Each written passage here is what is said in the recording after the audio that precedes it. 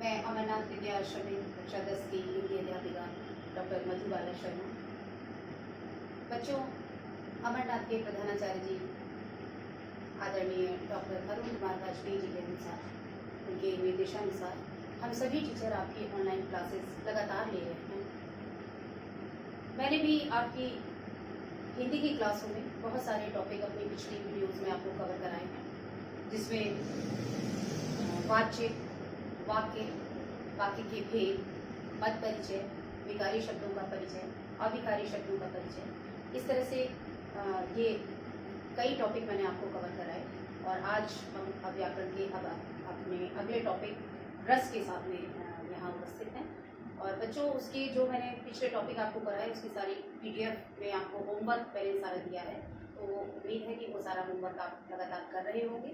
और आज अब हम अपने नए टॉपिक हिंदी व्याकरण के एक जो नया टॉपिक है हमारा रस, उसको मैं यहाँ आज आपको पढ़ाऊँगी। तो बच्चों, रस क्या होता है? अगर हम रस का शाब्दिक अर्थ देखें तो उसका मतलब है किसी भी चीज का निचोड़, तरल पदार्थ। लेकिन काव्य में जो रस का अर्थ है वो ये है कि जब हम किसी भी नाटक को देखते हैं या किसी भी कविता को पढ़ करके या किसी भी काव्य को सुन कर जो हमारे हृदय में आनंद की अनुभूति होती है वो कहलाता है रस। और वो आनंद की अनुभूति हमें किसी भी प्रकार से हो सकती है। कभी बड़ी खुशी भी हो सकती है, उसको देख करके दुख भी हो सकता है पढ़ करके या देख करके, और कभी क्रोध भी आ सकता है, कभी ओज भी हमारे अंदर उत्पन्न हो सकता है। तो इस तरह से विभिन्न प्रकार के भाव जो आनंद की अनुभूति हमारे हृदय के अंदर कराते हैं उसको हम कहते हैं रस।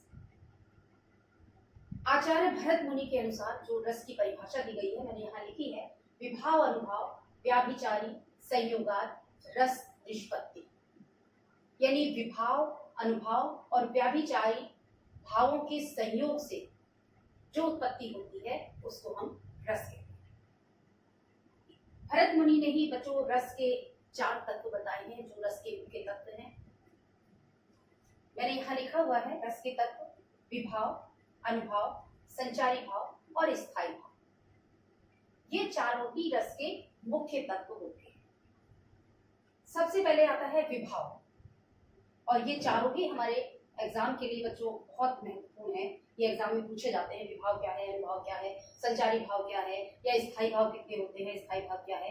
ये सारे ही हमारे प्रश्न उसमें आते हैं। इसलिए रस के तत्वों को हमें जानना और पढ़ना बहुत जरूरी है। तो पहला हम तत्व लेते हैं रस का। पहला है विभाव। विभाव क्या होता है कि जो भी आनंद की उत्पत्ति हमारे हृदय में हो रही है या जो भी भाव जागृत हो रहे हैं, उस भाव के जागृत होने के कारण को हम विभाव कहते हैं। इस विभाव के 2 भेद होते हैं: आलंबन और उद्दीपन। अब आलंबन क्या है? आलंबन में 2 तरह से हम आलंबन को देखते हैं, यानी आधार किसी चीज का। आलंबन में विषय और आशय 2 भाग होते हैं इसके। विषय क्या होता है कि जिस कारण से कोई भी भाव अंदर उत्पन्न हो रहा है वो विषय क्या है, जिससे हमारे हृदय के अंदर करुण भाव उत्पन्न हुआ या हमारे अंदर हास्य का भाव उत्पन्न हुआ, तो उसमें विषय उसका क्या है, किस विषय के कारण हमारे अंदर ये भाव उत्पन्न हुए। दूसरा है आशय। आशय है कि जिस व्यक्ति के अंदर वो भाव उत्पन्न हो रहे हैं वो कहलाता है आशय। अब मैं इसको एक उदाहरण के द्वारा आपको यहाँ समझाती हूँ और अच्छी तरह से आपको समझ में आ जाएगा। जैसे अभिमन्यु की मृत्यु के बाद उसकी पत्नी उत्तरा जो थी वो विलाप कर रही है। अब यहाँ पर देखिए आलंबन में क्या है? आश्रय कौन है? उत्तरा। किसके अंदर करुण भाव उत्पन्न हुआ? उत्तरा के अंदर, वो है आश्रय। और विषय क्या है? विषय है अभिमन्यु की मृत्यु। तो ये उस मृत्यु विषय के कारण उत्तरा जो आश्रय है उसके मन में ये भाव उत्पन्न हुआ। तो ये आलंबन के दोनों भाग हैं, विषय और आश्रय। जिसके अंदर भाव उत्पन्न होता है वो आश्रय कहलाता है, और वो भाव उत्पन्न होने का क्या कारण है, किस विषय से वो भाव उत्पन्न हुआ, वो कहलाता है विषय। दूसरा है उद्दीपन। ये आलंबन आपको अच्छी तरह समझ में आ गए हो। आलंबन के 2 भाग अभी मैंने बताए, विषय और आश्रय। अब दूसरा जो इसका विभाव जो दूसरा भेद है वो है उद्दीपन। उद्दीपन माने किसी भी चीज को बहुत अधिक बढ़ावा देना, दीप्त करना। अब कोई भी भाव जो हमारे मन के अंदर जागृत हो रहे हैं, उस भाव को बढ़ाने वाले विषय को हम कहते हैं उद्दीपन। यानी वो वातावरण हो सकता है, वो प्रकृति हो सकती है, वो ऐसा माहौल बन सकता है जो हमारे उस भाव को और अधिक बढ़ा रहे हैं, उसको हम कहते हैं उद्दीपन। अब जैसे अभी आप लोग रामायण सीरियल देख रहे हैं बच्चों, उसमें जब सीता जी की खोज करते हुए भगवान राम जी जंगल में घूम रहे हैं और चारों प्रकृति से, पेड़ पौधों से, पक्षियों से, सबसे पूछे हे खग मृग हे मधुकर श्रेणी तुम देखी सीता मृगनयनी। तो चारों ओर का जो वातावरण है वो प्रकृति है, वो पक्षी है, वो चारों तरफ का जो वातावरण है वो उनके उस करुण भाव का, एक तो वो दुखी है, भाव है उनके अंदर करुण, दुख का भाव है उनके अंदर, उस दुखी भाव को और अधिक उद्दीप्त कर रहे हैं। कौन? वो सारा वातावरण, प्रकृति, पक्षी, पेड़ पौधे, ये सब उस भाव को और अधिक बढ़ा रहे हैं। उस सूनापन, वो कुटिया सूनी है, वो उनके और दुख को बढ़ा रही है, तो उसको हम कहते हैं उद्दीपन। अब ये अच्छी तरह से समझ में आपके आ गया होगा। तो ये विभाव जो पहला हमारा तत्व था रस का, उसके ये भेद थे आलंबन। आलंबन के दो भाग हो गए थे, एक आशय और एक विषय, और दूसरा भाग था उद्दीपन। अब इसका हम दूसरा तत्व लेते हैं अनुभव। इसी तरह से अनुभव के भी दो भाग हो जाते हैं, जैसे विभाव के हो गए। अनुभव में क्या है? जो आशय, आशय भी आप समझ चुके हैं, जिसके अंदर भाव उत्पन्न हो रहा है, वो व्यक्ति या वस्तु, वो है आशय। तो आशय के प्रयास के बिना स्वतः उत्पन्न होना, जो भाव स्वतः उत्पन्न होते हैं किसी भी आश्रय के हृदय के अंदर, जैसे मान लीजिए कोई हमने ऐसी घटना सुनी, बड़ी दुखद घटना सुनी, एकदम से हमारा शरीर कांपने लगा उसको सुन करके, तो ये हम स्वतः ही ऐसे भाव उत्पन्न होते हैं, स्वतः ही ऐसी चेष्टाएं उत्पन्न होती हैं, उसको हम कहते हैं आशय के प्रयास के बिना उत्पन्न होना। तो इसमें हमने कोई प्रयास नहीं किया, उसमें हमें शरीर में कंपन शुरू हो गया, या एकदम से ऐसा कुछ सुनकर के हमें पसीना आ गया बहुत अधिक, या फिर ऐसा कि हमें रोमांचित हो चुके, या फिर कोई ऐसा भाव ने सुना करूं दुख का, तो आंसू अपने आप निकलने लगे। तो जो स्वतः ही चेष्टाएं होती हैं उसको हम कहते हैं आशय के बिना स्वतः उत्पन्न होना, उसको हम कहते हैं अनुभव। ठीक है। दूसरा इसका प्रकार है आश्रय के प्रयास से इच्छानुसार उत्पन्न होना। जिनको हम अपनी इच्छानुसार उत्पन्न करते हैं ऐसी चेष्टाएं, वो अनुभव कहलाती है दूसरे प्रकार की। कैसे? जैसे मान लीजिए अगर हमारे अंदर क्रोध का भाव उत्पन्न हुआ, भाव तो जागृत हुआ क्रोध का, अब क्रोध में हमने क्या किया? हमने किसी को बुरा बोल दिया, बुरे शब्द बोल दिए, या हम लड़ने को आतुर हो गए। तो ये बुरा बोलना या लड़ना, लड़ाई करना या मार देना, किसी को थप्पड़ मार देना, ये हम स्वतः कर रहे हैं, स्वतः नहीं उत्पन्न हो रही, बल्कि हम उसको कर रहे हैं, अपने आप हम इस क्रिया को कर रहे हैं। तो ये चेष्टा हमारी इच्छा के अनुसार की जा रही है। या हमने किसी को कठोर बोल दिया, या हमने मान लीजिए हमें बहुत कोई खुशी की घटना हमने सुनी और उसमें हम उछलने लगे, कूदने लगे, तो ये क्रियाएं हम खुद कर रहे हैं अपनी इच्छानुसार। वो चेष्टाएं जो अपनी इच्छानुसार की जाती हैं और वो चेष्टाएं जो स्वतः होती हैं, ये दोनों ही प्रकार की चेष्टाएं जब भाव के उत्पन्न होने पर होती हैं तो उसको हम कहते हैं अनुभव। ठीक है। तो ये दोनों ही आपको समझ में आए। अब तीसरा हमारा जो प्रकार होता है वो होता है संचारी भाव। बच्चों संचारी भाव एक नहीं, संचारी भाव होते हैं 33 प्रकार के संचारी भाव यहाँ भरत मुनि जी ने माने हैं, आचार्य भरत मुनि के अनुसार। तो ये 33 संचारी भाव वो हैं जो क्षण भर के लिए हमारे मन के अंदर उत्पन्न होते हैं, फिर विलुप्त हो जाते हैं, हमारी चेष्टाओं में खो जाते हैं। जो भी ये जैसे समुद्र में लहरें उठती हैं, किनारे से टकराती हैं और फिर उसमें समुद्र में विलीन हो जाती हैं। तो संचारी भावों को समुद्र की लहरों के समान माना गया है। बहुत सारे ये जो चेष्टाएं हैं ये तरंगों की तरह हमारे मन में उठती हैं और फिर हमारे उसी भाव में विलीन हो जाती है। तो ये बहुत सारे 33 संचारी भाव जो मैंने यहाँ पे लिखे हैं, देखिए इसमें मैं आपको पढ़ के बता देती हूँ। निर्वेद, आवेग, दैन्य, श्रम, मद, जड़ता, उग्रता, मोह,